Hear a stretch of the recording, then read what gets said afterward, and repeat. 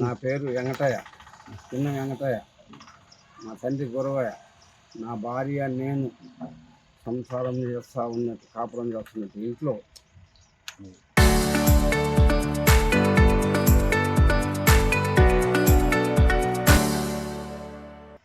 4 గంటల 2 నిమిషాలప్పుడు వచ్చి 4 సమ్మిటలు ఒక గడ్డపార తీసుకొని 10 మంది ఫుల్గా తాగి రౌడీలు గబ్బ గబ్బ గబ్బ ఆడవాళ్ళు ఆడ చుట్టుకుంటే, నాయనా ఏం నాయనా ఈ న్యాయం చేకూర్చుతానండి, మీరు మాట్లాడుకోండి, మాట్లాడదాం, ఇది ఏంది అన్యాయం అన్యాయం అన్యాయం అంటుంటే, పక్కన ఉండవు కొడతాం, పక్కన ఉండని దౌర్జన్యంగా మా భార్యను నన్ను చించిగా మాట్లాడే వాళ్ళు పగలు కొట్టేసిండ్రు.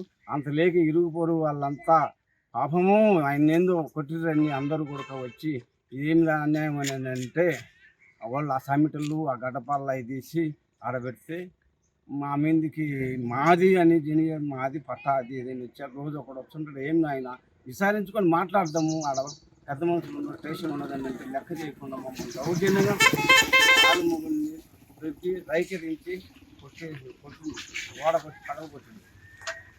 ఇట్లా జరిగింది కాబట్టి మేము స్టేషన్ దాకా పోయినాం.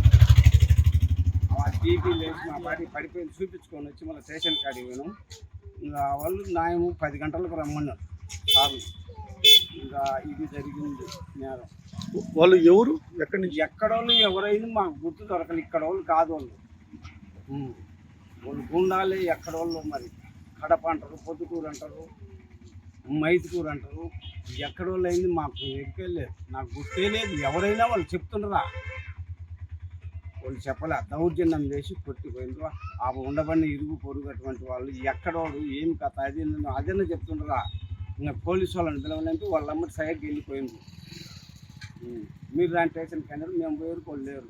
నా పేరు ఆదిలక్ష్మ సార్. నేను రామలక్ష్మ కాడ కొన్నాం మేము. ఆమె కొదవ పెట్టుకునేది ఏరే ఆమె కాడ. ఈమె కలిసి మాకు ఇచ్చిండ్రు.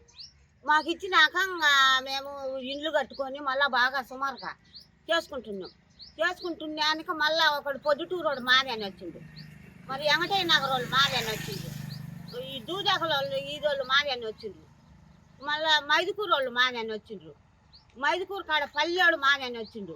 అందరూ వచ్చి సెక్షన్ చేయను, పోలీస్ స్టేషన్కి తిప్పును, మమ్మల్ని ఇట్లా చేస్తుండ్రు.